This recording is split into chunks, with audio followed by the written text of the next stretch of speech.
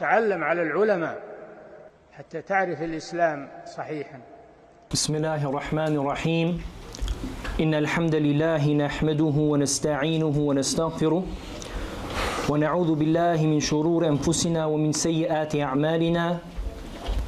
من يهده الله فلا مضل له ومن يضلل فلا هادي له وأشهد أن لا إله إلا الله وحده لا شريك له وأشهد أن محمدًا عبده ورسوله.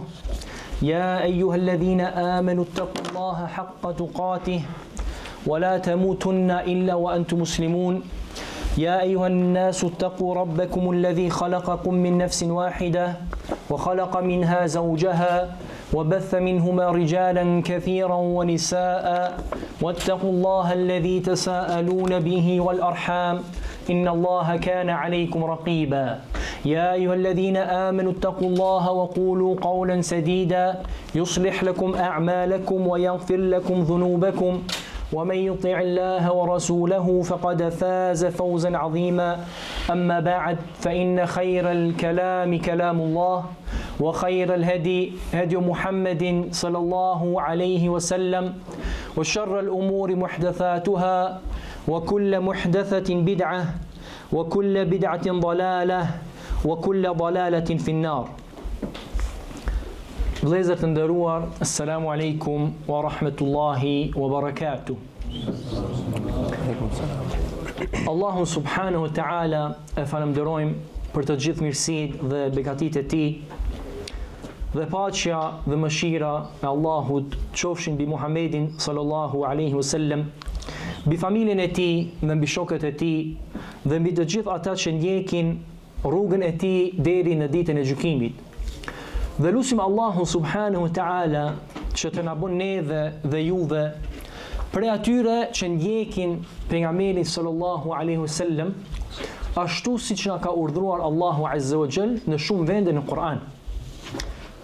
Dhe padyshim se takimi për me kërku dituri dhe me mësu fenë Allahut është diçka prej veprave më të mira që njeriu e afron më së shumti tek Allahu xhelle fi ula. Për këtë arsye kanë thonë dietarët se nuk ka vepër më të mirë mas obligimeve se sa kërkimi i diturisë. Dhe sot në këtë ditë jemi mbledhur në këtë seminar dhe të mësojmë një prej shkrimeve dhe librave të dietarit madh dhe dietarit njohur, Sheikh Al-Allama Al-Muhaddith Hamil Liwa Al-Jarh wa Ta'dil, Sheikh Rabi' Ibn Hadi Al-Madkhali rahimahullahu ta'ala.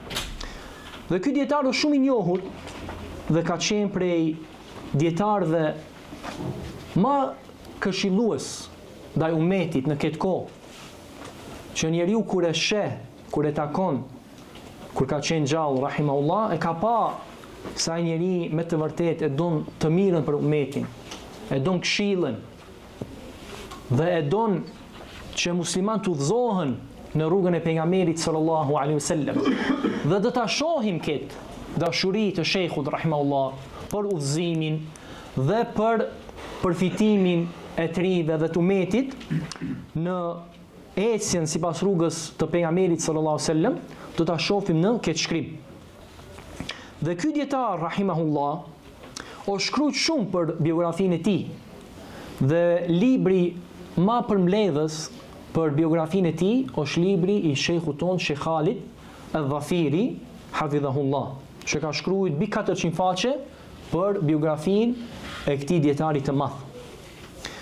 Dhe ky dietar rahimahullah prej voglisë së tij, kur ka qenë i vogël, e deri kur është bo i madh, është marrë me kërkimin e diturisë. Fillim ka mësuar te dietarët e mëdhenj që kanë qenë në qytetin e tij, pastaj ka udhëtuar në Medinë dhe ka mësuar në Medinë në kohën ku dietarët më të mëdhenj kanë qenë në Medinë.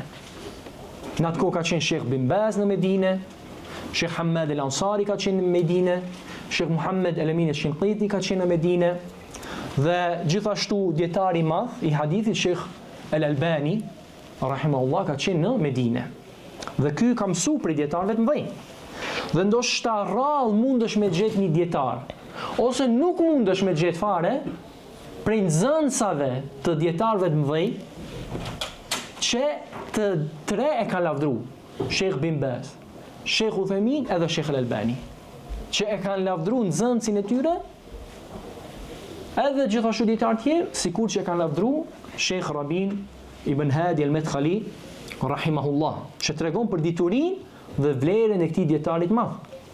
Dhe dietarët kanë pas besim tek Sheikh Rabi.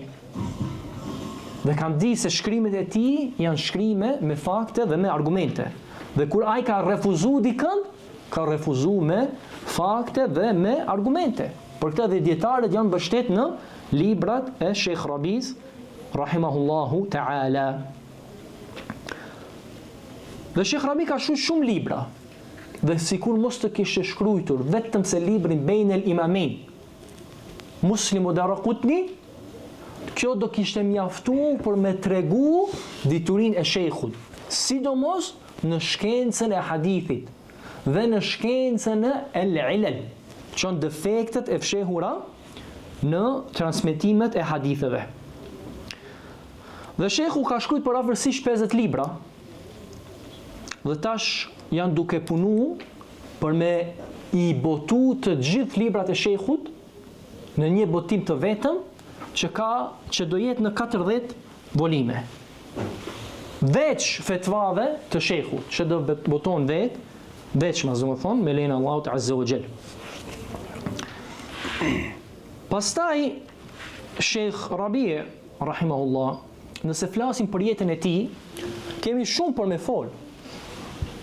Po kemi përmend diçka ma gjërë për jetën e tij në fillim të derseve që i kam marrë në Maqedoni, edhe dersi që kam fol për biografinë e tij ka qenë në Kosovë, që është në shpjegimin e haditheve që i kam mbledh Sheikh Rabi rahimahullah, mudhakkira fil hadith, aty në dersin e parë kam fol pak ma gjërë për biografinë e tij.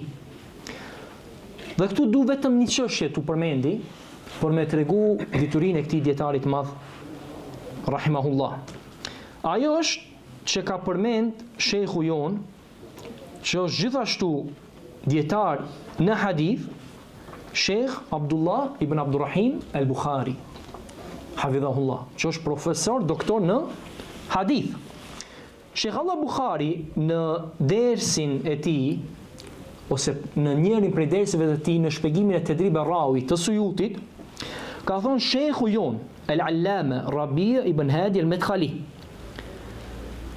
në shënimin dhe recenzimin e tij të librit An-Nukat, thonë Sheikh Rabi ka recenzuar një libër,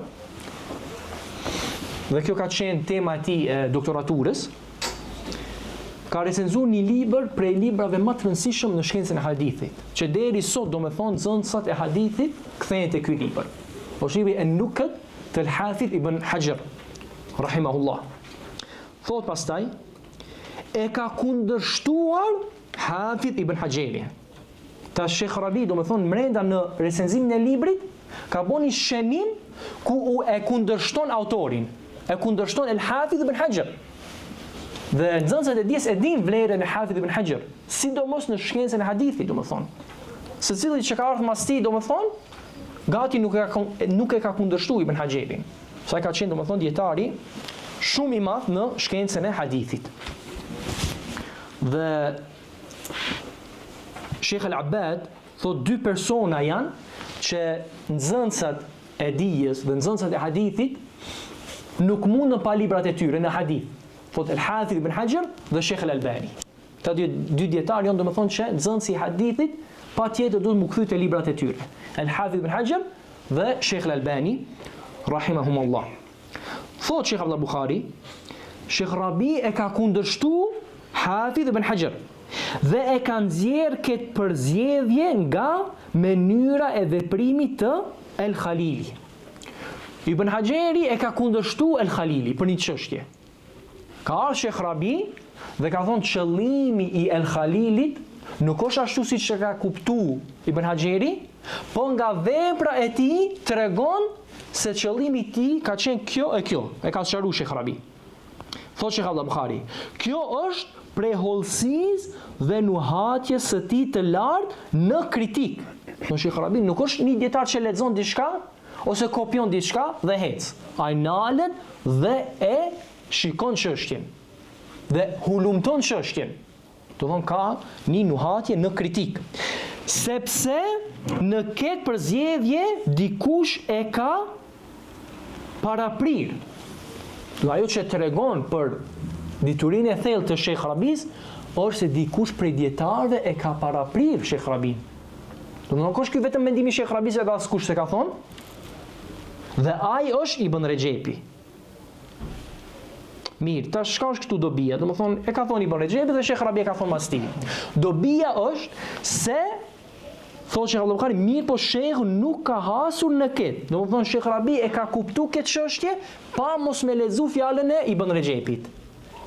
E ka kuptuar vetë ma vonë pastaj kur Sheikh Rabi e ka gjetë fjalën e Ibn Rexhepit, ka thonë pastaj, thotë Sheikh Rabi, pastaj e gjeta El-Hafidh Ibn Rajab më ka parakalu në këtë kuptim. Falhamdulillahi ala tawfiqihi. Falënderimi takon Allahut për suksesin e tij. Domethënë Allah e ka dhënë sukses Sheikh Rabis me kuptuar një çështje, më vonë e ka pa edhe Ibn Rajab, për dietarëve të mëdhtë hadithi, e ka kuptuar të njëjtën gjë. Domethënë kjo tregon për diturinë e thellë të Sheikh Rabis rahimahullahu taala.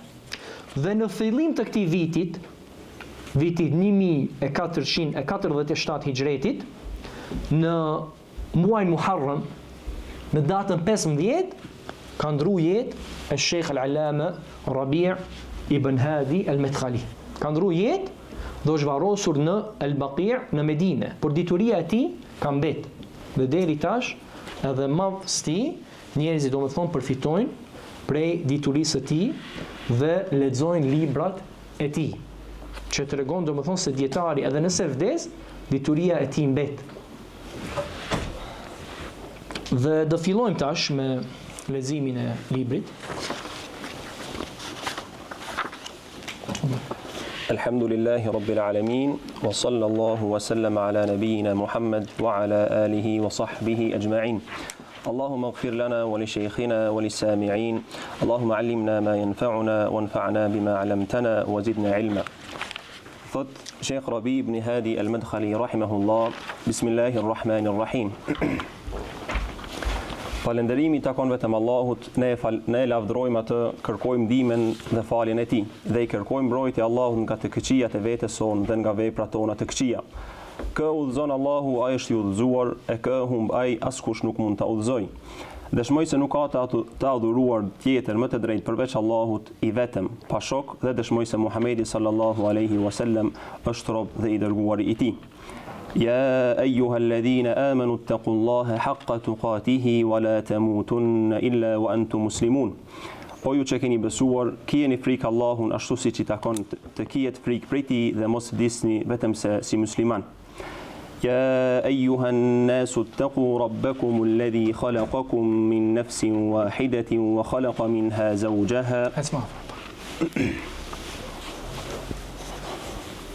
منها زوجها وبث منهما رجالا كثيرا ونساء واتقوا الله الذي تساءلون به والأرحام إن الله كان عليكم رقيبا.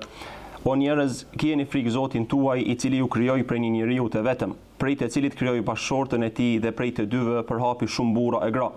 Kijeni frikë Allahun dhe me anë të cilit kërkoni të drejtat tuaja dhe ruani lidhjet farefisnore. Vërtet Allahu është mbikëqyrës mbi ju. يا أيها الذين آمنوا اتقوا الله وقولوا قولا سديدا يصلح لكم أعمالكم ويغفر لكم ذنوبكم ومن يطع الله ورسوله فقد فاز فوزا عظيما. O ju që keni besuar, kijeni frikë Allahun dhe thoni fjalë të drejta, që ai t'ju përmirësoj veprat dhe t'ju falë mëkatet tuaja. E kush i bindet Allahut dhe të dërguarit e tij, ai ka arritur fitore të madhe. Pastaj Vërtet, më e vërteta nga të gjitha fjalët është libri i Allahut dhe udhëzimi më i mirë është udhëzimi i Muhamedit sallallahu alaihi wasallam. Ndërsa punët më të këqija janë risi të shpikura, e çdo risi është bidat dhe çdo bidat është humbje. Mirë se erdhet, o të dashur bij dhe vëllezër për hir të Allahut te baraka wa taala.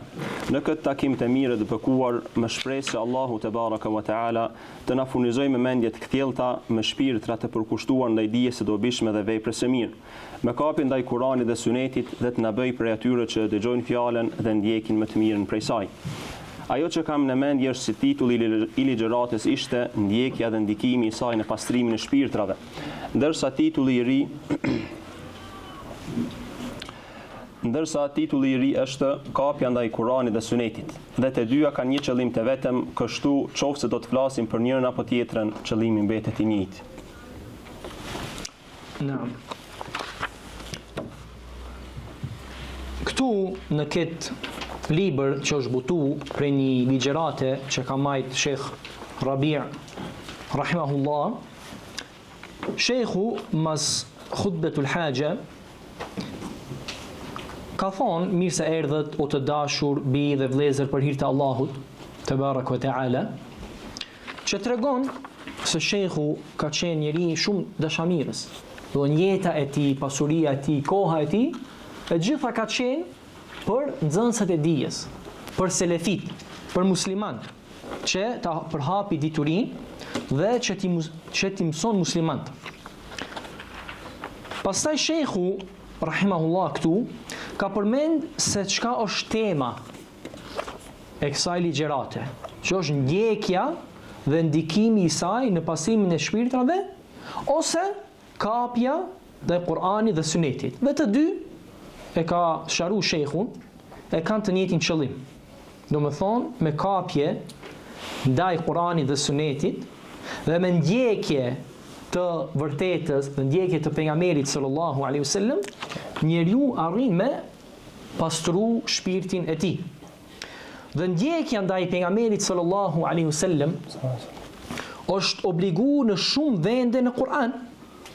Dhe njëri prej këtyre vendeve është në khutbetul haja, që khatibi e lexon çdo të xhuma dhe që dietarët fillojnë librat e tyre dhe ligjëratat e tyre me këtë ajet: Ya ayyuhalladhina amanu ittaqullaha wa qulu qawlan sadida yuslih lakum a'malakum wa yaghfir lakum dhunubakum wa man yuti'illaha wa rasulahu faqad faza fawzan 'azima.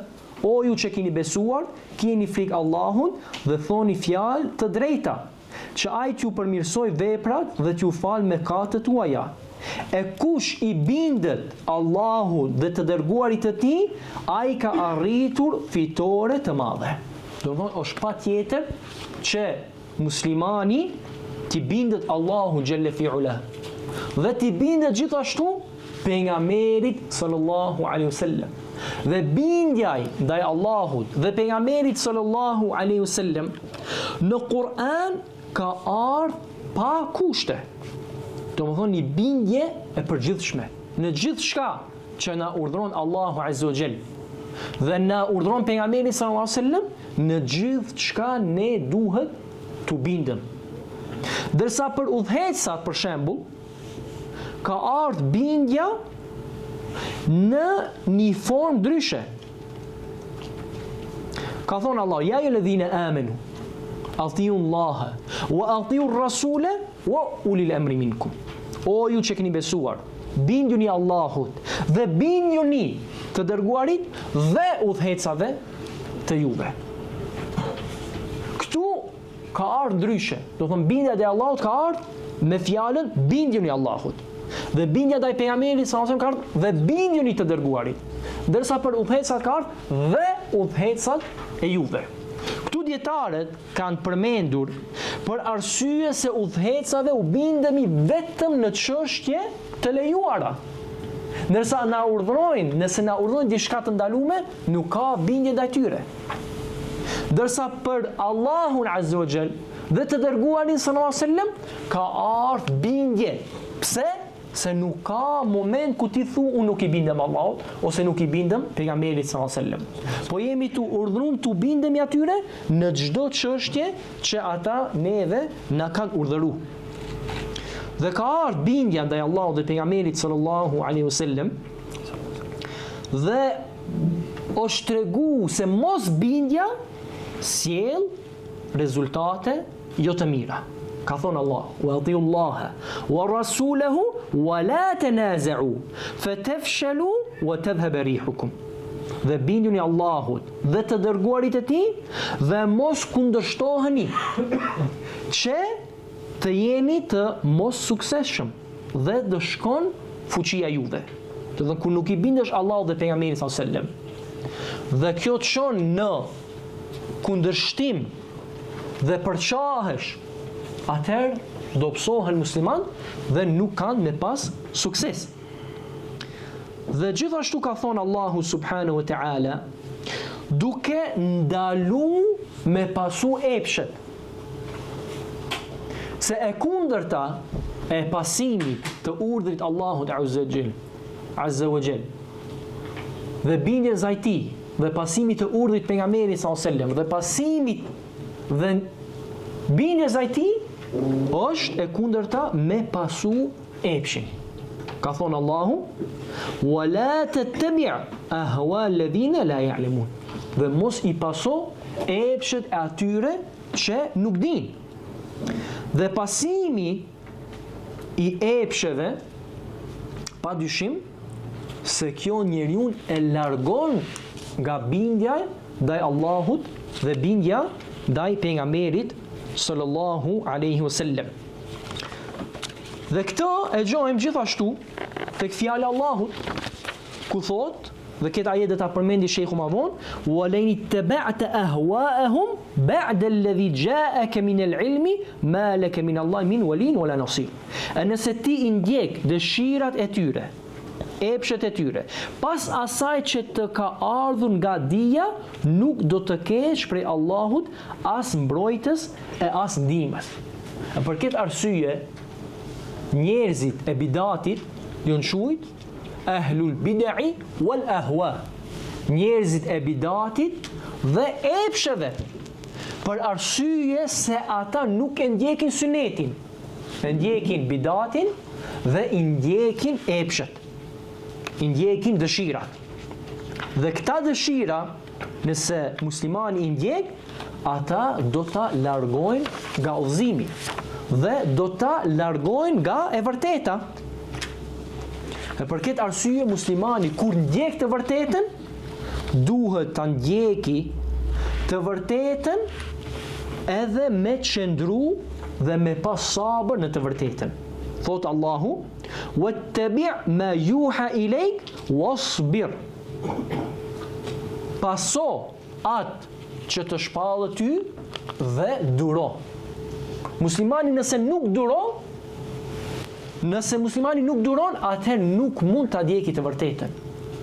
Pasimi i të vërtetës, vëllezër të dashur, kërkon që muslimani me bo sabër, me qenë i durueshëm në këtë rrugë, për arsye se kjo rrugë kërkon prej teje sakrifikime, kërkon prej teje mundime, dhe kjo rrugë ka me pas vështirësi dhe ka me pas armik në këtë rrugë, prej shejtanëve, prej njerëzve dhe prej gjinëve, dhe ka me pas njerëzit e bidatit që të luftojnë dhe që të kundërshtojnë. Atëherë ti nëse nuk duron në këtë rrugë, atëherë nuk mund ta ndjekësh këtë rrugë. Sa prej tyre e kanë kuptuar se kjo është rruga e vërtetë dhe kanë filluar me pasu, për mas një kohë e kanë lënë. Pse? Do me thonë nuk kanë duru, nuk kanë qëndru në pasimin e kësaj rruge. E për këtë arsye, pa tjetër se ndjekja e kësaj rruge kërkon prej muslimanit që ai të jetë i durueshëm. Dhe gjithashtu, prej arsyeve që muslimani mas së shumti arrin lumturinë në këtë dynjë, është kur ai e pason të vërtetën.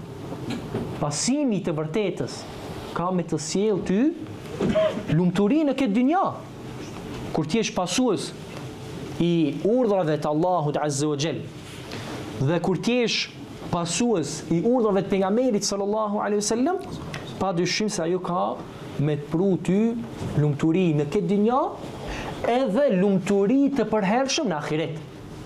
Thot Allah në Kur'an: "Wa man yuti Allaha war-rasul fa ulaika ma'a alladhina an'ama Allahu 'alayhim min an-nabiyyin was-siddiqin wash-shuhada'i was-salihin wa hasuna ulaika rafiqa." Ka thonë dhe kush i bindet Allahut dhe të dërguarit, ata do jenë me ata të cilëve Allahu u ka dhënë mirësi, prej pejgamberëve, prej të sinqertëve, prej dëshmorëve dhe prej njerëzve të mirë. Dhe sa shoqëri e mirë është kjo. Padyshim se kjo shoqëri në xhenet është shoqëria më e mirë. Shoqëri me pejgamberët dhe me as-siddiqun, njerëzit që janë të sinqertë, dhe me dëshmorët, shuhada, edhe me salihin, me njerëzit e mirë.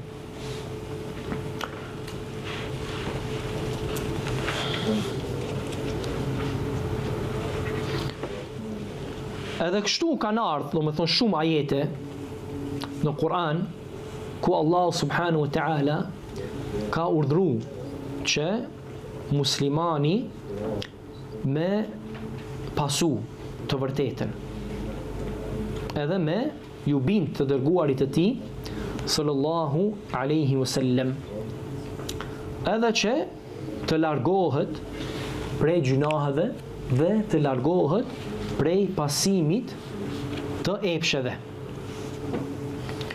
Edhe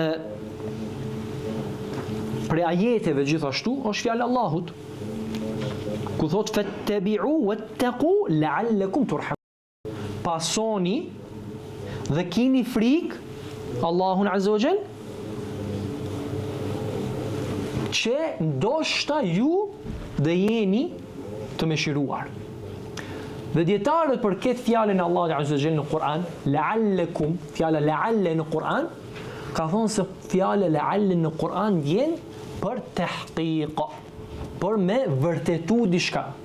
Jo ndoshta dë ndodhi kjo, po kjo tregon se kjo patjetër do ndodhi. E njëjtë si në ajetin ku Allah azza wa jall ka urdhëruar për agjerim, ka thonë la'allakum tattaqun, ndoshta ju do arrini takvallëkun. Kuptimi është la'alla, me siguri do të arrini takvallëkun. Edhe këtu do më thonë fattabi'u, me pasu pejgamberin sallallahu alaihi wasallam, wattaqu, dhe me pas frikë Allahun azza wa jall, la'allakum turhamun, që ndoshta ju do mëshiroheni, do më thonë me siguri ju do mëshiroheni. Ja, në Po ashtu thot Sheikh Rabi, Allah më shiroft, si të që tjetë ndjekja kërkon dije dhe kapje ndaj Kuranit dhe Sunetit, dhe metoda selefëve të drejtë nuk ngrihet vetëm mbi dije. Nga kjo, Imam al-Bukhari, rahimahullah, Allah më shiroft, ka thënë, kapitulli dija vjen para fjalës dhe veprës, dhe është argumentuar me fjalën Allah te baraka wa taala, fa'lam annahu la ilaha illa Allah. Dije se nuk ka të adhuruar me merit përveç Allahut. Ai tha, kështu Allahu filloi me dijen. Fjala dhe vepra nuk mund të jenë të sakta vetëm me dije. Wala taqfu ma laysa laka bihi ilm. Mos ndiq atë për të cilën nuk e dije. As në fjala, as në vepër, dija është themeli. Ajo është baza e jetës së këtij umeti, që nga fillimi e deri në ndodhjen e kiametit. Nuk ka ngritje për ta, as lumturi, përveç se me dijen që është shpallja, që qëndron në Kur'an dhe Sunet. Dhe kanë ditur të parët tanë të mirë vlerën dhe pozitën e dijes. Sahabët vinin nga të gjitha anët e gadishullit për të marrë dijen prej të dërguarit të Allahut sallallahu alaihi wasallam, duke u nisur nga fjala Allahu tabaraka wa taala. Falawla nafara min kulli firqatin minhum ta'ifatun liyatafaqahu fi ad-din wa liyunziru qawmahum idha raja'u ilayhim la'allahum yahdharun.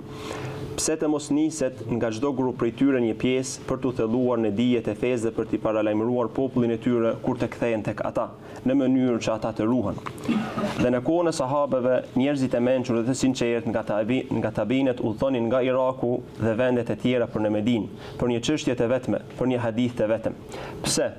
Sepse ata e njihnin vlerën e dijes, mbi të cilën ngrihet lumturia e tyre, mbi të cilën ndërtohet krenaria e tyre, dhe mbi të cilën mbështetet bashkimi i tyre, bashkohet fjala e tyre dhe rreshti i tyre. Dijen e kanë njohur selefet, dijen që ka ardhur nga me Muhamedit sallallahu alaihi wasallam, kush e kundërshton atë, ai ka devijuar. Wala in ittaba'ta ahwa'ahum ba'da alladhi ja'aka min al-'ilmi ma laka min Allahi min waliyyin wala nasir. E nëse ti ndjek dëshirat e tyre pas asaj që të ka ardhur nga dija, nuk do të kesh prej Allahut as mbrojtës e as ndihmës. Pastaj shejhu rahimahullahu ta'ala flet dhe tregon për diturinë, për arsye se ndjekja e Kur'anit dhe Sunetit do të thotë me pas dituri, se ti pa dituri nuk mund të ndjekish Kur'anin dhe Sunetin. Dhe shehu ka përmend për argumenteve që tregojnë për vlerën e diturisë. Dhe padyshim se argumentet janë të shumta. Dhe mjafton që Imam el-Bukhari rahimahullah në Sahihun e tij, që është libri më i saktë mas Kur'anit, ka veçu një kaptin ku flet vetëm për diturinë. Kitab el-Ilm. Ka veçu një kaptin ku flet për çështjen e diturisë. Dhe prej këtyre kaptinave është kapitulli dija vjen para fjalës dhe veprës. Kështu Imam el-Bukhari ka kuptuar se dija vjen para fjalës dhe veprës prej fjalës së Allahut. Fa'lam annahu la ilaha illa Allah. Dije se nuk ka të adhuruar me të drejtë përveç Allahut. Pastaj është përmend vepra. Wastaghfir li dhanbik, dhe kërko falje për gjunahet tuaja. Do të thonë kjo vepër me kërku falje për gjunahet është përmend mas çështjes së diturisë. Që tregon se muslimani fillimisht duhet me pas dituri e pastaj mundet me vepru. E me vepru pa dituri është përngjasim me krishterët, që kanë punu ama s'kan pas dituri. E me ditë e mos me punu është përngjasim me çifutët, me jaudit, që kanë pas dituri por nuk kanë punu. Edhe te fjala la ilaha illa Allah, kanë thonë kushti i parë është el-ilm, është dituria. Në pa mos me di se çka do të thotë la ilaha illa Allah, nuk të bën dobi. Ti duhet me ditë një herë çka është la ilaha illa Allah e pastaj me thonë këtë fjalë. Edhe kështu është me vepra tjera. Një herë me ditë se si veprohet ajo vepër e pastaj mundesh me vepru. Atë dituria është kusht për veprën. E pa dituri, vepra nuk mundet të jetë e saktë.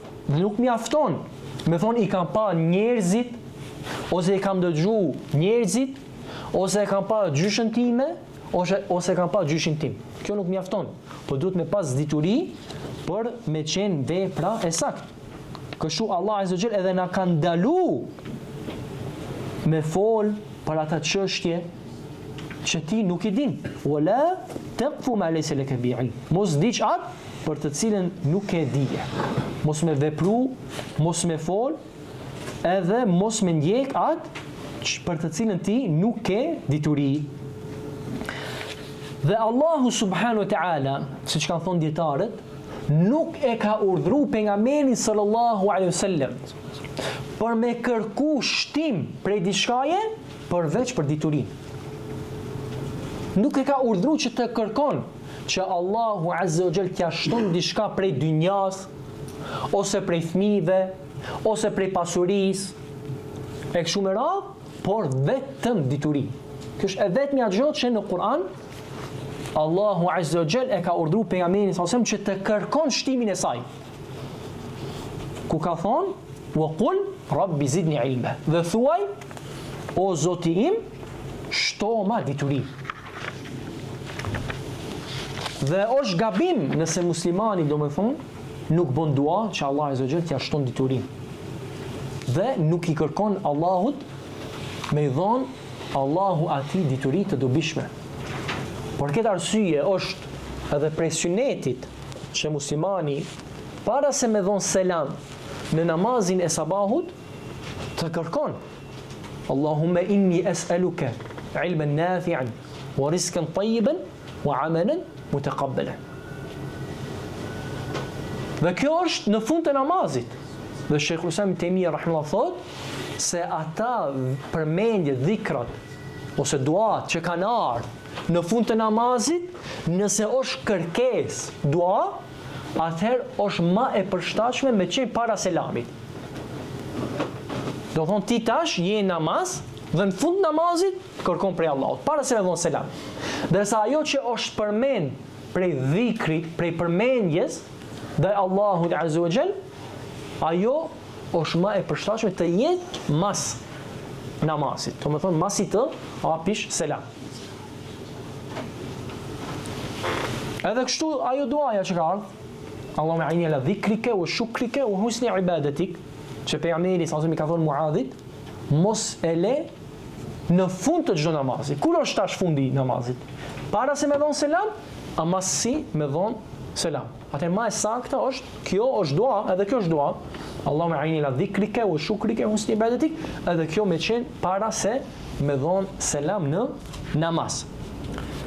Ndërsa duaja mas namazit në mënyrë që bëhet në shumë prej xhamive, që se bashku ngrin duart dhe bojnë dua, kjo është prej bidateve.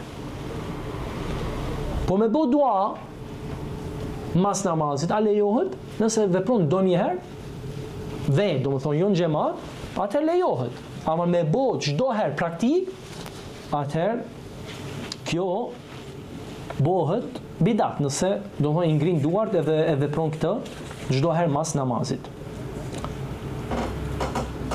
Pastaj shejhu këtu ka përmend një ajet që tregon për diturinë. Dhe ky ajet është në surën Taube. Dhe sura Taube aty është përmend çështja e luftës, çështja e xhihadit. Po me gjithë atë është përmend, do me thonë, jo të gjithë me dalë me luftu, po të jetë një grup që mëson diturinë. Po vlera e xhihadit, sa është e madhe në Islam, prapë se prapë jo gjithë me shku me bo xhihad, po të mbesin një grup që shkojnë, kërkojnë dituri dhe kur kthehen te populli i tyre, i paralajmërojnë ata dhe i mësojnë ata. Dhe kjo ajet është bazë, siç kanë thonë dietarët, për kërkimin e diturisë. Felaula nafara min kulli firqatin minhum ta'ifatun liyatafaqahu fi ad-din wa liyunziru qawmahum idha raja'u ilayhim la'allahum yahdharun. Pse të mos niset nga çdo grup prej tyre një pjesë për tu thelluar në dije të fesë dhe për ti paralajmëruar popullin e tyre kur të kthehen tek ata në mënyrë që ata të ruhen. Dhe kjo është dituria e shariatit, dituria e islamit. Për arsye se ka shumë prej bidaxhive që marrin ajetet e Kur'anit dhe hadithet e pejgamberit sallallahu alaihi wasallam që tregojnë për vlerën e diturisë dhe dojnë me thonë, domethënë shkoni mësoni mjeksi, shkoni mësoni arkitekt e kështu me radhë. Edhe këta padyshim se janë gjëra të mira dhe i bojnë dobi umetit. Por në Kur'an dhe Sunet kur është përmend dituria, është për qëllim dituria e Islamit. Ajo është dituria që është lavdruar në Kur'an dhe në Sunet. Dhe ajo është ajo dituri, domethënë, që njeriu më së shumti duhet me dhënë rëndësi. Dhe Musa alayhis salam, edhe pse ka qenë njeriu më i ditur në atë kohë, ka udhëtuar te Khidri, se Khidri ka pas dituri që ai nuk ka pas. Edhe pse ka qenë më i mirë se Khidri dhe më i ditur se Khidri, ka qenë modest dhe e ka ul veten dhe ka shku me mësu prej Khidrit atë që Musa nuk e din.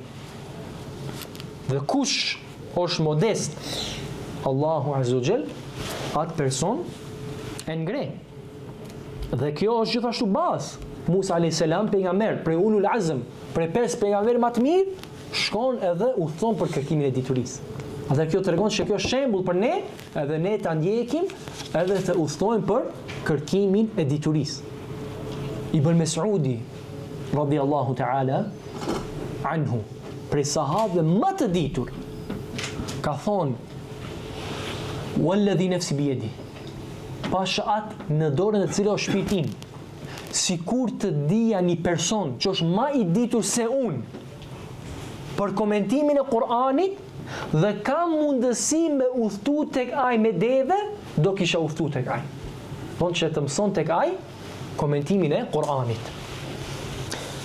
Dhe shekhu këtu ka përmend se në kohën e sahabëve njerëzit e mençur dhe të sinqert nga tabiinët udhtonin nga Iraku dhe vende të tjera për në Medinë.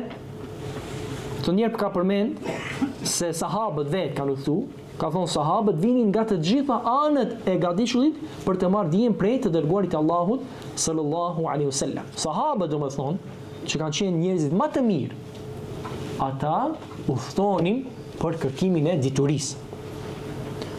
Në Musned të Imam Ahmed rahimahullah është transmetuar me zinxhir të saktë se njëri prej shokëve të pejgamberit sallallahu alaihi wasallam, njëri prej sahabëve, ka udhtu deri te Fadala ibn Ubayd. Dhe ai ka qenë në Misr, në Egjipt. Ka shku tek ai dhe i ka thonë: "Inni lam atika za'ira." Ka thonë: "Nuk kam ardhur me të vizitu." Ka thonë: "Innama atejtuka li hadithin balaghani an Rasulillahi sallallahu alaihi wasallam rajautu an yakuna indak minhu ilm." Do të thonë kam ardhur vetëm për një hadith që kam dëgju nga pejgamberi sallallahu alaihi wasallam dhe shpresoj që ti ke për të dituri. Billahi aleikum, kush merr një udhtim të gjatë në atë kohë me deve, domethënë, vetëm për një hadith. Kështu kanë qenë shokët e pejgamberit sallallahu alaihi wasallam. E pastaj ne themi pse është gjendja jon këtë gjendje që është. Se ne ka mundësi me udhtu për pushim, ka mundësi me udhtu për me mësu një çështje dynjas, ka mundësi me udhtu për pasuri, ama nuk ka mundësi dikush me udhtu për një hadith të vetëm. Edhe pastaj ta krahasojmë veten tonë me sahabët e pejgamberit sallallahu alaihi wasallam. Fa in aradta ruqiyan nahwa rutbatihim wa rumta majdan rafi'an mithla majdihim fa'mad ila sulam at-taqwa alladhi nasabu was'ad bi'azmin wa jiddan mithla jiddihim. Do nëse ti don krenari sikur krenarin që kanë pas ata, dhe don pozitën sikur ata që e kanë pas, atëherë hip mbi shkallët e devotshmërisë, të cilën ata e kanë vendosur, dhe mundohu dhe hec ashtu sikur ata janë mundu dhe në atë mënyrë sikur ata që kanë hec. Thot pastaj në transmetim, thot më ka pa, do të thonë ky sahabi më ka pa me flokët pa rregulluara. Dhe më tha: "Mali araka sha'ithan wa anta amirul balad." Ka thonë, unë të shoh ty flokët pa rregullu. Ti pashallah ke rregullu, thonë shembull. Thot, çka është të shoh ty flokët pa rregullu? Edhe ti mashallah në smiri ke rregullu. Thot, çka është unë të shoh ty flokët nuk i ke rregullu? Edhe ti je emiri i këtij vendit.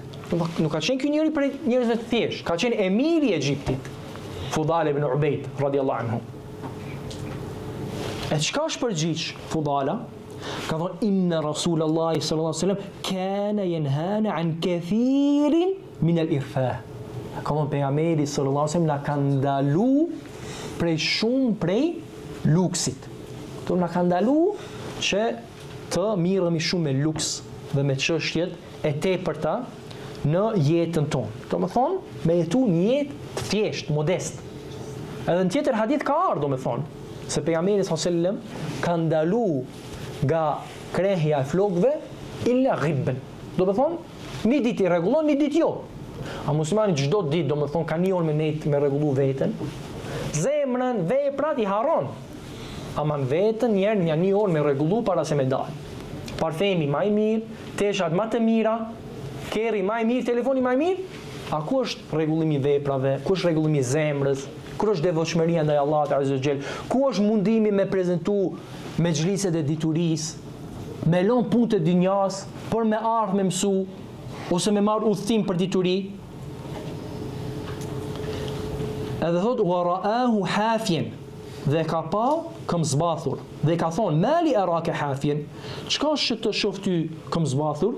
Qal inna Rasulullah sallallahu alaihi wasallam amarana an nahtafi ahyanan. Ka thonë pejgamberi sallallahu alaihi wasallam na ka urdhëruar që ndonjëherë të ecim këm zbathur.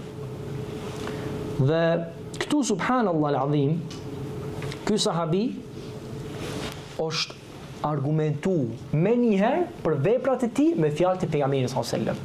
Çka tregon kjo? Atë që kemi folur më herët, ndjekja, pasimi, bindja ndaj pejgamberit sallallahu alaihi wasallam.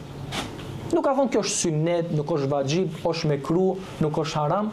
Jo, ai ka thonë, na ka thonë pejgamberi, edhe ashtu ka vepruar. Edhe pse emir i ka qenë. Emir, nuk ka thonë unë jam emir. Unë edhe s'mundem me dan këtë mënyrë.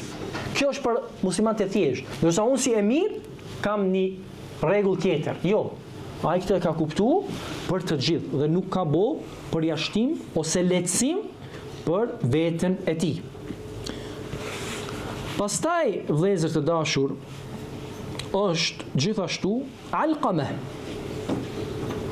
prej tabinëve që ka shku në Sham dhe ka marrë dituri prej Ebu Dardas radhiyallahu anhu. Dhe në këtë transmetim, si ka ardhur në Sahih Buhari, ai do me thonë kur ka shku Alqama te Ebu Darda radhiyallahu anhu, Ebu Darda i ka thonë atij, nga jeti, ka thonë unë jam nga ehlu Kufa, jem nga njerëzit e Kufës. Ka thonë Ebu Darda, alaysa indakum ibnu Ummi Abd? A nuk është mesin e juve ibn Ummi Abd? Kush është ibn Ummi Abd?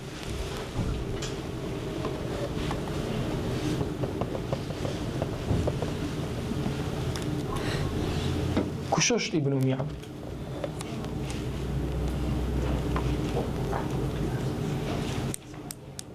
Askush se di? Jo me hile nuk. Jo mos e pyet hoxhën. As çet GPT mos e pyet. Ibn Ummi Abd është Abdullah ibn Mas'ud radhiyallahu anhu. Ka thënë a nuk është mesin e juve Ibn Ummi Abd? Dhe ka përmendur me thon prej vlerave të Ibn Mas'udit. Ai ka qenë sahib al-Na'lain, ai që ka mbajt këpucët e pejgamberit sallallahu alaihi wasallam. Dhe ka qenë ai që ka mbajt misfakun e pejgamberit sallallahu alaihi wasallam. Do të thonë ka qenë njeri me merita, njeri me vlerë. Edhe ka qenë prej më të diturve të sahabëve. Ka thënë ka ardhur prej Kufës, a nuk është mesin e juve Abdullah ibn Mas'ud? Të me s'ki nevojë me ardh tek unë, duke qenë tek Abdullah ibn Mas'ud. Dhe ka thonë gjithashtu, a nuk është në mesin e juve ai që e din sekretin e pejgamberit sallallahu alaihi wasallam, për të cilën nuk i ka tregu askujt tjetër? Kush është ky? Hudhaifa radhiyallahu anhu. Hudhaifa ibn al-Yaman. Do nuk është mesin e juve Hudhaifa?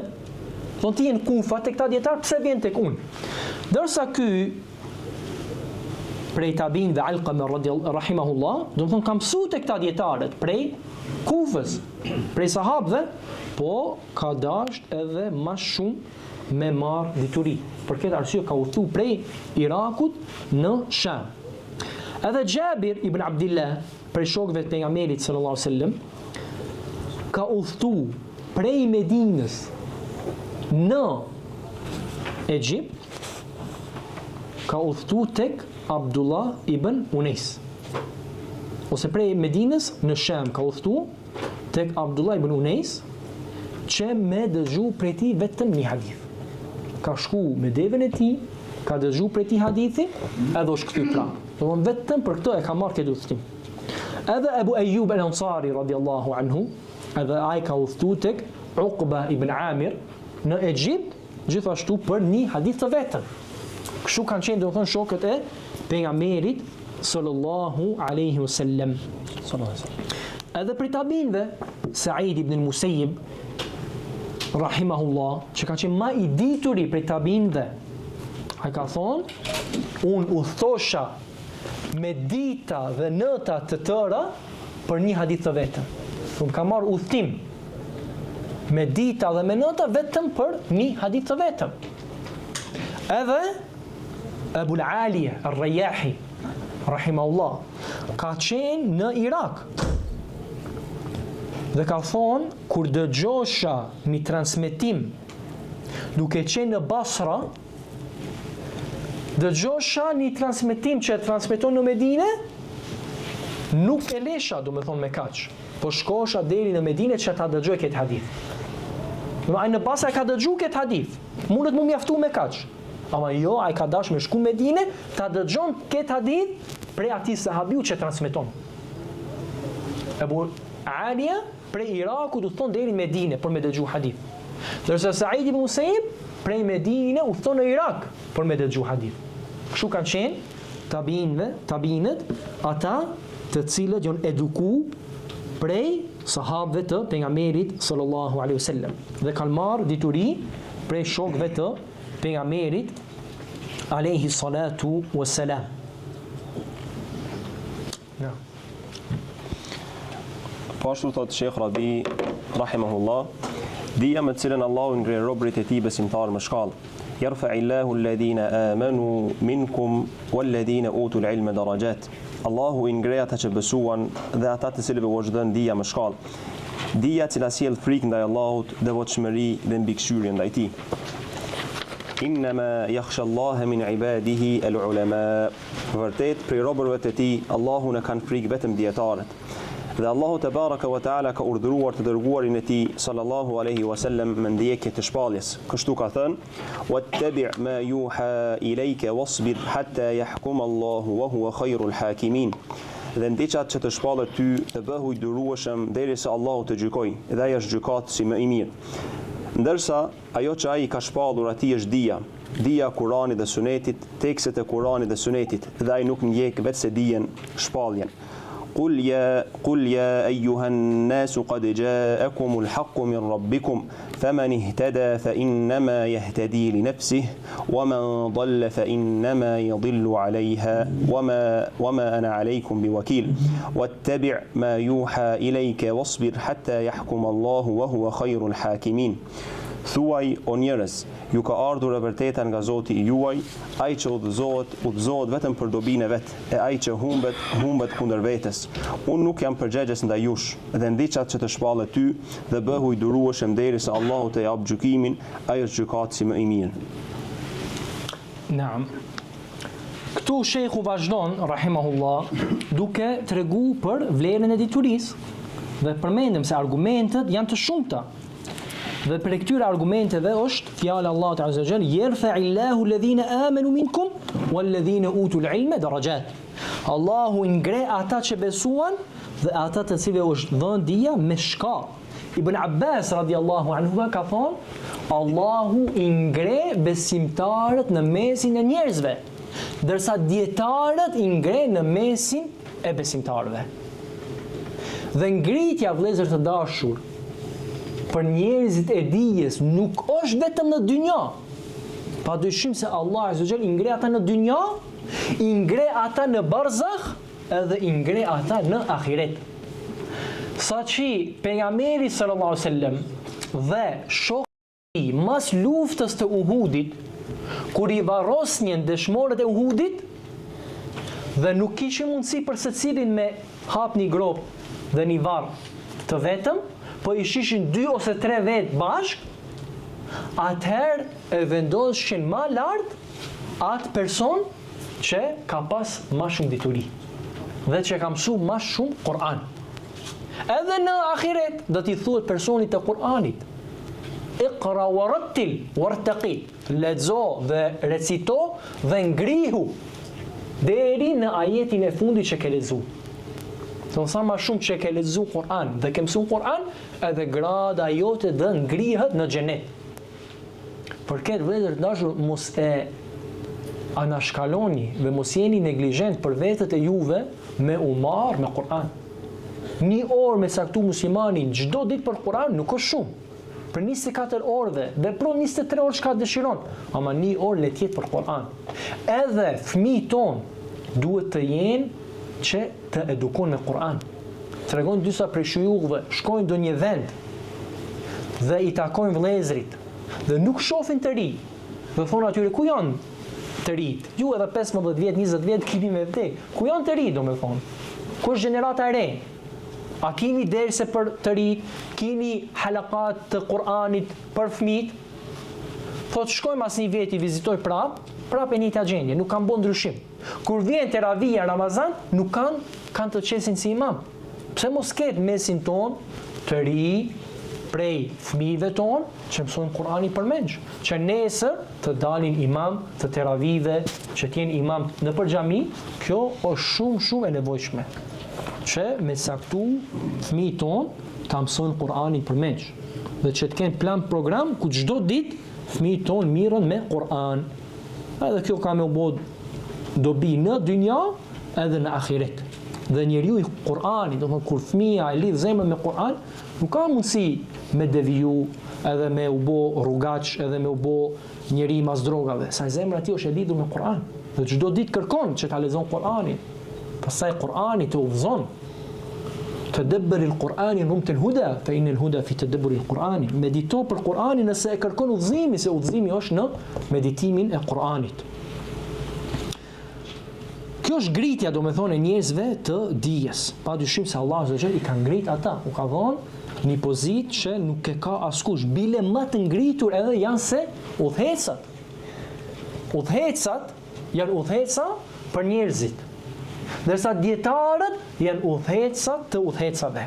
Edhe udhëheci si udhëhec duhet kthehet tek dietari dhe duhet t'i pyes dietarët. Dhe dietarët kanë thonë për fjalën e Allahut, "Wa ulil amri minkum", ata që gjykojnë mesin e juve janë 2 lloje për njerëzve. El umara wal ulama. Janë udhëhecat edhe dietarët. Edhe dietarët janë udhëheca. Dhe thot Ibn Qayyim rahimahullah se bindja ndaj tyre është më e obligueshme se sa bindja ndaj babës dhe nonës. Bindja të dietarëve, do të thonë me u bind dietarëve. Këta janë, do të thonë, njerëzit më të ngritur, të cilët Allahu subhanahu wa taala u ka dhënë këtë pozitë. Dhe pejgamberi sallallahu alaihi wasallam ka thonë: "Men yuridillahu bi khairan yufaqihu fi din." Kujt ja don Allahu të mirën, i jep kuptim në fe. Thonë dietarët, kuptimi është se kujt nuk ja don Allahu të mirën, nuk i jep kuptim në fe. Thonë nëse Allahu ka dhënë kuptim në fe, atëherë ka dashur për ty të mirën. E nëse nuk ki kuptim në fe, atëherë shikoje veten tënd dhe shikoje defektin tënd që ki, që ta përmirësosh dhe të arrish kuptim në fe. Se kjo dituri, vëllezër të dashur, siç thot Imam Shafi'i, thot shakautu ila waqi' su'a hifdhi fa arshadani ila tark al-ma'asi wa qala inna al-'ilma nur wa nurullah la yu'tihi 'asi. Ka thon jam anku te waqi' për memorizimin e keq. Thot Imam Shafi'i, do thotë që po dash me mbyll një faqe kur ka dash me mësu një faqe, mos i mëson të dyja për një herë. Shafi'i thot jam anku për memorizimin e keq. Dhe më ka thonë lej gjinahet, ka thonë inel ilm nur, ka thonë dituria është dritë, ka thonë dituria është dritë, më ka këshillu që t'i loj gjinahet dhe ka thonë dituria është dritë dhe Allahu nuk ja jep dritën asaj zemre që është zemër gjinaqari. Dhe Sahel ibn Abdillah at-Tustari rahimahullah ka thonë Allahu ja ka ndalu zemrës që të futet në të dituri nëse gjendet në të diçka që Allahu e urren. Do të thonë gjinahet dhe çështjet e ndaluara që janë në zemër, sikur me madhësia dhe zilia dhe urrejtja dhe kështu me radhë, të gjitha këta e bojnë që mos futet dituria në zemër. Pra njeriu do ta pastron zemrën që zemra të pranon diturinë dhe në zemër të futet dituria. Pejgamberi sallallahu alaihi wasallam ka thonë fadlul alimi ala al-abidi ka fadlil qamari ala sa'il al-kawakib. Vlera dietarit ndaj ibadetxhut është sikur vlera e hënës ndaj yjeve tjerë.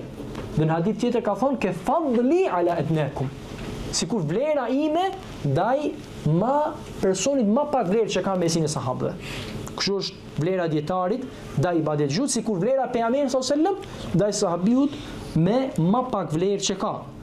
Dhe ka thonë pejgamberi sallallahu alajhi wasallam, men selaka tariqan yaltamisu fihi ilman sahala Allahu lahu bihi tariqan ila al-janna. Kush merr një rrugë në të cilën kërkon dituri, Allahu me të, do të thonë me diturinë, ja lehtëson rrugën për në xhenet.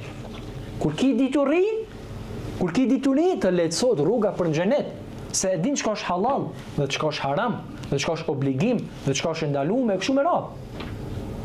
Kur ki dituri, atëherë rruga për në xhenet lehtësohet. Shikoni tash dietarët kanë vdekur. Sheikh Bin Baz, Sheikh Al-Albani, Sheikh Uthaymeen, Sheikh Rabi që mësojmë librin e tij kanë vdekur. Ama dituria e tyre vazhdon. Ai edhe pse është në varr, atij i shkojnë shpërblimet. Kjo është kur ka thonë pejgamberi sallallahu alajhi wasallam se njeriu kur vdes, ndërpritën veprat përveç tre. E njëra prej tyre është ilmun yuntafa'u bihi. Ilmun yuntafa'u bihi, dituria prej të cilët njerëzit kanë dituri. Dhe prej të cilët njerëzit kanë dobi. Dhe ka përmend shehu këtu ajetin inma yakhshallaha min ibadihi al-ulama.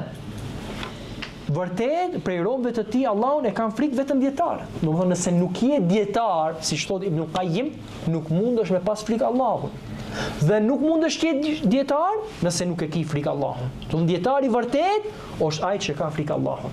Dhe personi që me të vërtet ka frikë Allahut është ai që është dietar, ai që ka dije. E pa dije ti nuk mund ta kesh frikë Allahun Azza wa Jall ashtu siç i takon.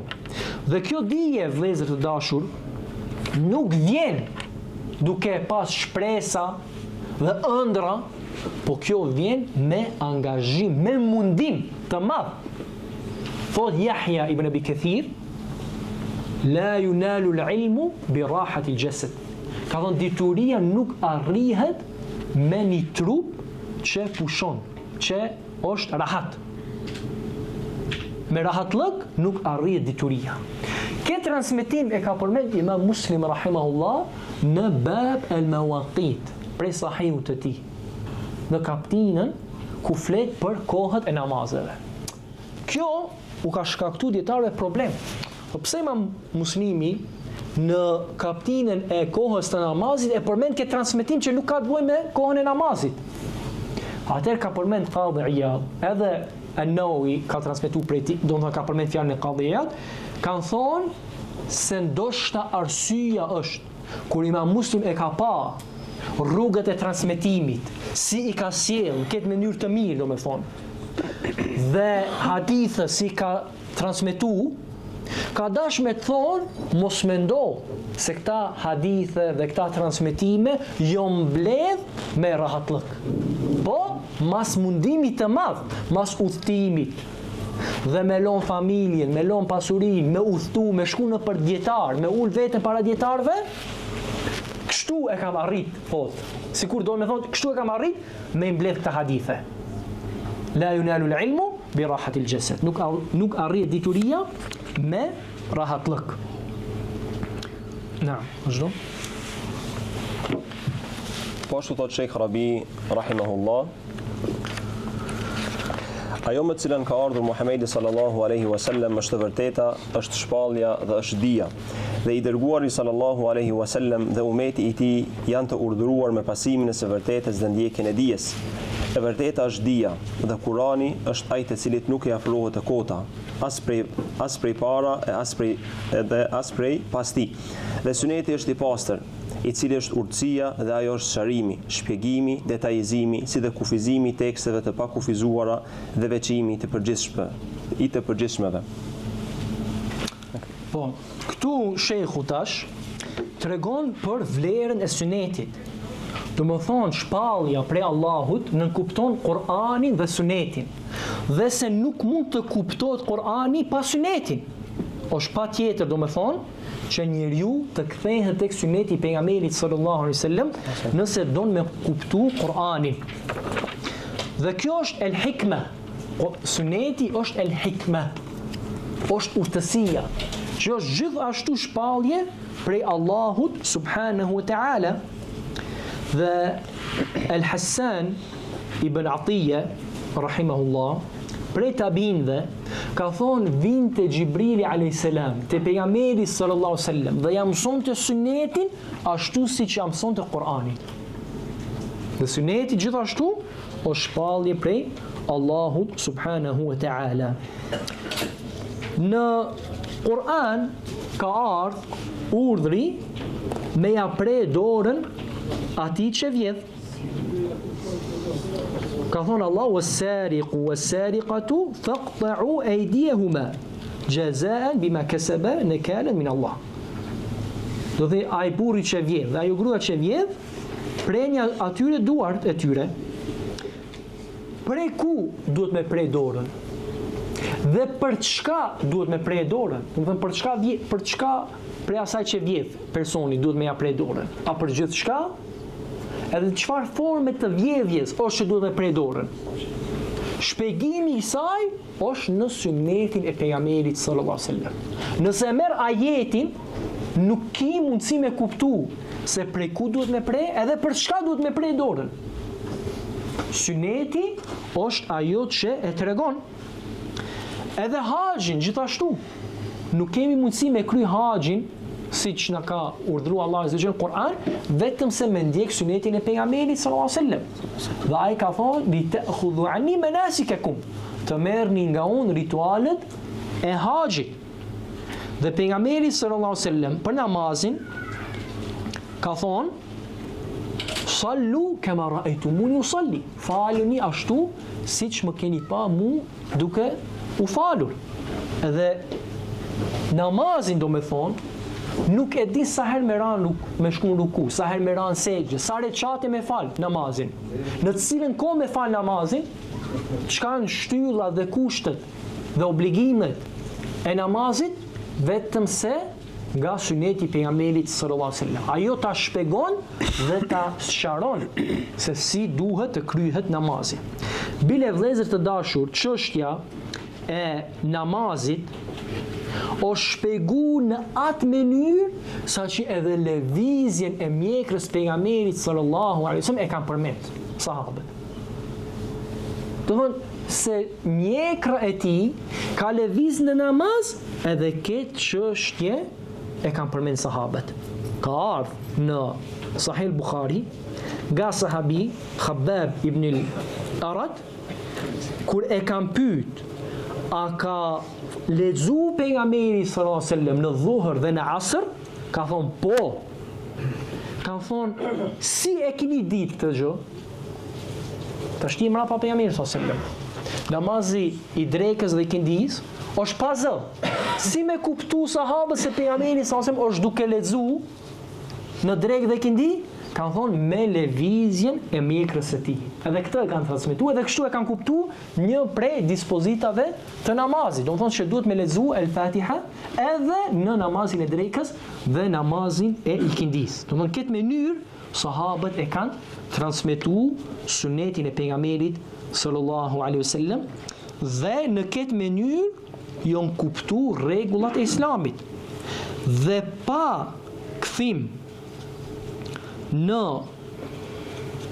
sunetin e pejgamberit sallallahu alaihi wasallam nuk mund të kuptohen shumë prej rregullave të Islamit. Saqë edhe Omeri radiallahu anhu, siç transmeton Ibn Abbas radiallahu anhuma prej tij, dhe transmetimi është muttafaqun alej, Buhari dhe Muslim, ka thonë se kam frikë nëse zgjahet koha për njerëzit, se do thot dikush prej tyre nuk e gjojmë gurzimin në librin Allahut dhe do devijojnë me lërjen e një obligimit të cilën Allahu e ka zbritur. Dhe ar-rajm, gurzimi, është në librin e Allahut hak për atë që bën zina idha uhsin, do të thonë masi ka qenë i martuar prej burrave dhe prej grave. Nëse shfaqet argumenti ose është shtatzane ose e pranon, do të thonë se ka bo zina. Dhe e kemi lexu, thot Omeri, "Ash-shaykhu wash-shaykhatu idha zanaya farjimuhuma albatta nakala min Allah wallahu azizun hakim." Do të ka qenë ajet në Kur'an që është lexuar. Do është abrogu leximi i saj, do të nuk është më në Kur'an ajeti për me lexu, ama rregulli ka mbet. Rregulli ka mbet dhe kështu thot Omeri, do të thonë, kam frikë se nëse zgjatet koha për njerëzit do thonë nuk e dëgjojmë Kur'an. Edhe sot këtë kohë do. Çka thonë? Nuk është gurëzimi në Kur'an. Dhe e mohojnë. Edhe pse pejgamberi sallallahu e ka praktikuar gurëzimin me Ma'iz, edhe një grua al-Ghamidiyya, edhe ka dërgu njërin prej sahabëve gjithashtu për me gurëzu. Do të thonë kjo ka qenë diçka që është vepru dhe mjafton suneti i pejgamberit sallallahu alaihi wasallam për me dëshmu dhe për me pranu një dispozit prej rregullave të Islamit. Por masi edhe në Kur'an ka qenë ky ajet dhe vazhdon gjykimi i saj, do të thonë nuk met asnjë farë dyshimi. Dhe si kuptojmë këtë çështje? Duke u kthy tek suneti i pejgamberit sallallahu alaihi wasallam. Dhe Allah në Kur'an ka dëshmuar se ai nuk flet prej epsheve të tij. Ka thonë: "Wa ma yantiqu 'anil hawa in huwa illa wahyun yuha." Ai nuk flet prej epsheve të tij, po ajo është shpallje që i shpallet. Ton fjalët e pejgamberit sallallahu alaihi wasallam për çështjet e fesë janë shpallje prej Allahut subhanahu wa ta'ala. Dhe pejgamberi sallallahu alaihi wasallam është ma'sum, është i mbrojtur prej gabimeve në atë çështje që ka të bëjë me përcjelljen e mesazhit. Do të thonë ai sallallahu alaihi wasallam nuk gabon në përcjelljen e mesazhit. Lexoj edhe pjesën e fundit. Thot Sheikh Rabi rahimahullah, dhe Allah obligoi të dërguarin besnik dhe fisnik sallallahu alaihi wasallam që t'u asharoj njerëzve këtë Kur'anin fisnik dhe t'u shpjegoj qëllimet dhe synimet e tij me specifikim, kufizim, komentim, shpjegim dhe detajizim sallallahu alaihi wasallam. وأنزلنا إليك الذكر لتبين للناس ما نزل إليهم. Dhe ne ta shpallëm ty për kujtimin që t'u shpjegosh njerëzve atë që është zbritur atyre. Dhe i dërguari sallallahu alaihi wasallam e përmbushi këtë sqarim në mënyrën më të plotë dhe e përcolli Kur'anin dhe Sunetin. Ai e bëri umetin dëshmitar në momentin më madhështor gjatë haxhit lamtumirës, a nuk ua kam përcjell? Than po, tha o Allah, dëshmo. U mbajti atyre hudben dhe u sqaroi atyre çështje të mëdha në të lejuarën dhe të ndaluarën, në ritualet e haxhit dhe gjërat e ngjashme. Pastaj tha: "A nuk ua kam përcjell?" Than po, tha o Allah, dëshmo. Pejgamberi sallallahu alaihi wasallam e ka pas detyrë me shpjegu se çka është kuptimi dhe si është kuptimi i Kur'anit. Por atë arsye këtu ku e ka përmend shehu, li tubayyin linasi, fjalën e Allahut azza wa jall, që ti të sqarojsh, të shpjegojsh njerëzve atë që është zbritur atyre. Kjo ka qenë detyra e pejgamberit sallallahu alaihi wasallam. Dhe e ka marrë dëshminë e umetit në haxhin lamtumirës, ku kanë qenë për afërsisht 100.000 sahaba, prej sahabëve të pejgamberit sallallahu alaihi wasallam, kanë qenë prezent. E ka marrë dëshminë e tyre dhe ata kanë dëshmuar se pejgamberi sallallahu alaihi wasallam e ka çuar në vend mesazhin dhe nuk ka lënë prej çështjeve të fesë asgjë, vetëm se ai e ka çuar në vend dhe va ka sharu umetit. Për këtë arsye, nëse dikush pretendon dhe thot se pejgamberi sallallahu alaihi wasallam ka vdek dhe nuk na ka treguar për disa çështje të fesë, atëherë ai pretendon se pejgamberi sallallahu alaihi wasallam e ka tradhtuar mesazhin. Dhe pa dyshim se ai ka çuar vend. Nëse dikush vepron bidat dhe i thu pse vepron këtë me vludin për shembull, a ka vepruar pejgamberi sallallahu alaihi wasallam? Thot jo. Ka thonë, a e ka ditë pejgamberi sallallahu alaihi wasallam se ben vludi është mirë dhe nuk na ka treguar neve? Nëse thot po e ka ditë, atëherë si ka mundësi pejgamberi sallallahu alaihi wasallam me fshet diçka duke ditë se është e mirë? Nëse thot jo nuk e ka ditë, atëherë i themi si ke mundësi ti me ditë diçka që pejgamberi sallallahu alaihi wasallam nuk e ka ditë. Dhe kur pejgamberi sallallahu alaihi wasallam e ka marrë dëshminë e umetit në haxhin lamtumirës, 100.000 vet e kanë dëgjuar. Dhe kjo është prej mrekullive ti që ka pas. Do të thonë që ka fol dhe zëri i tij e kanë dëgjuar rreth 100.000 vetëve. Kjo është prej mrekullive të pejgamberit sallallahu alaihi wasallam. Dhe ai ka shumë prej mrekullive që quhen delail an-nubuwa. Dhe dietarët kanë shkruar libra që kanë përmend, domethënë, argumentet për pejgamberinë e tij të vërtetë. Dhe prej tyre është kjo që përmendet, domethënë, që ai ka fol dhe ka shumë vetë e kanë dëgju.